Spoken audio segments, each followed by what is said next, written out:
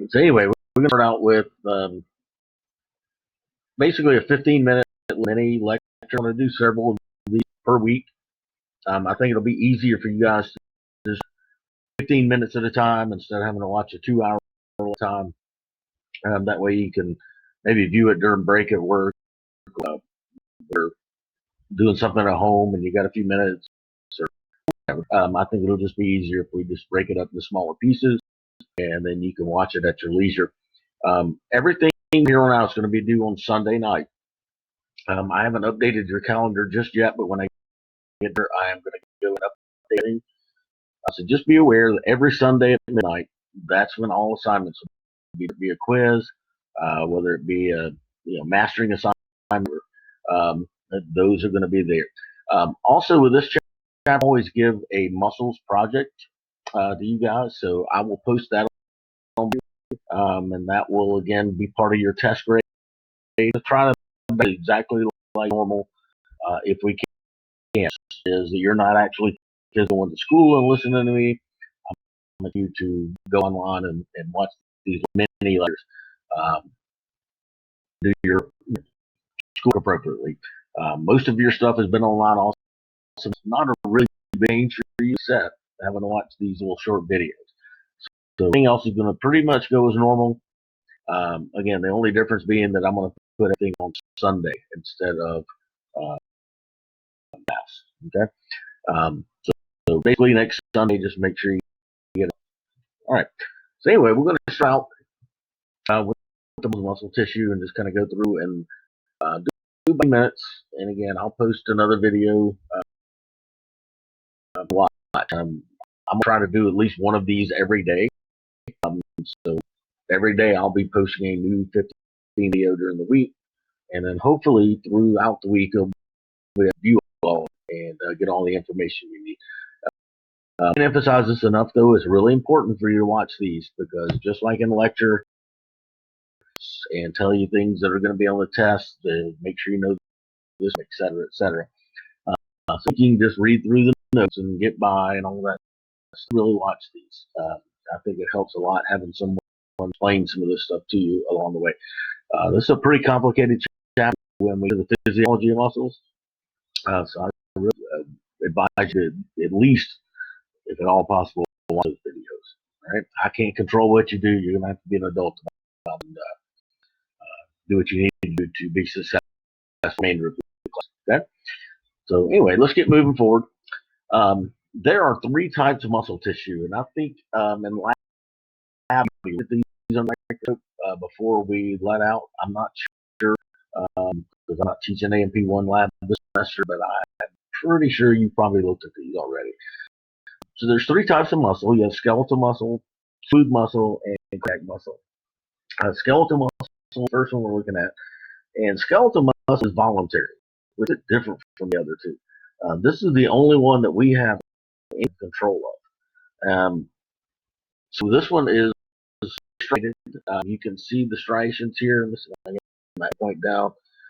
You can see those little lines that are on these. These are called striations, and going to be where the sarcomeres line up, and we have overlap. When the contraction, you'll actually see these just they move towards each other. So on you see a lot of nuclei, multiple nuclei in each muscle cell, and these are voluntary. We control these with our conscious. We have to think about moving our arm or leg or whatever's controlled by skeletal muscle. Okay, and these are very powerful force to contract. Cardiac muscle is different than skeletal, and a lot of it's similar. And we'll be to it in more detail when we get to the cardiovascular system next semester. But for right now, just know the difference. These are striated also. This one is involuntary, and it actually is even more involuntary than even smooth muscle in that it can self-depolarize.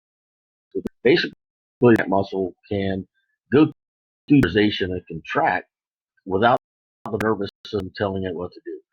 In fact, if I were to take your body, place it on the table, it would continue to beat.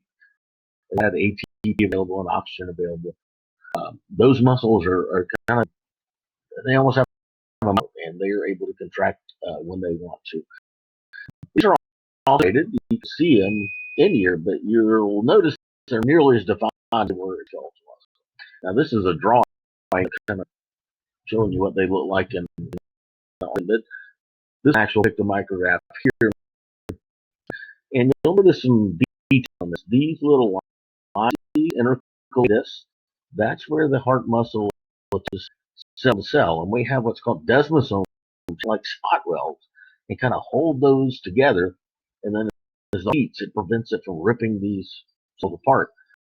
More though, we have what's called gap junctions here, and this is where calcium can flow cell to cell, and that makes cells contract at the same time. Right? So again, a little more detail about this in A&P2. We'll talk what role calcium plays in muscle contraction here. Looking at the physiology. The third type is smooth muscle. Now, this notice has striations. So this is one that gets its name based on the fact that it's not striated. It doesn't have that down in smooth muscle is going to line the walls of hollow, your stomach, your urine bladder, your airways, some blood vessels, type of thing. This one again is going to be more open in the digestive tract than anywhere. Slow rhythmic contraction involved. These are the ones that move along through the digestive tract, open and close, dilate, and control type of thing. Muscle again, we'll get detail later, and I'll talk more about it toward the end of this chapter. Okay? Now, this is in your book. Reading this and looking it over, this just gives you a nice comparison of the thing. It shows you the location in the body. It also shows you what the microscope. This next slide's a continuation, maybe not. But there was another one above this. But this chart's just going to basically try to compare the three. Now, these two are very much alike, whereas this was a lot different. About that, these two are like in the physiology, how they contract. They use similar climate theory and troponin, tropomyosin. This one's called codon, and it's a little different. So this is kind of an oddball, and these two are kind of in together. Let's put it that way. They act very similarly. There's some difference, but as far as contraction goes, the process is essentially with just a few minor changes. Special characteristics of we have what's called excitability. That means it's responding to stimuli. So it's able to receive stimuli and then respond to that. Now, with skeletal muscle, that stimuli would come from the brain. In the neuromuscular junction, we will release neurotransmitters that cause that muscle to contract. Muscle cardiac, again, polarized, but they're still reacting to a stimuli. So it's cells heart that are rhythmic and plus the rest of the heart to be polarized at the same time. The other thing muscle can do is contract. The ability to shorten when stimulated, extend to be stretched as well. This is unique to these one. They will both resting link. And when we get A&P2, basically when we contract the diaphragm, but when we exhale, we simply relax the diaphragm. And that gives it the ability to recoil back to resting, and that makes it get smaller and pressure go up to push over the lungs. So again, more things. Again, I'll probably ask you this on a test. Which of these four or whatever is not a special characteristic of muscle tissue? So you can sell little tips that I'm going to give you. Function. Now, functions of muscle are going to vary. One is we're going to move things. We're going to move our bones. We're going to get muscle. We maintain our body posture, position, stay upright, and keep our balance and that type of thing. Also, we talked about this bone chapter in the chapter when we were talking about bones. Um, they help stabilize those joints, your knee joint.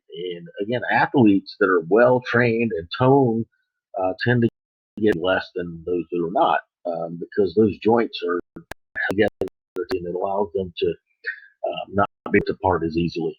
And then the other skeletal muscle mainly can generate heat for the body, and that's where most of our temp comes from.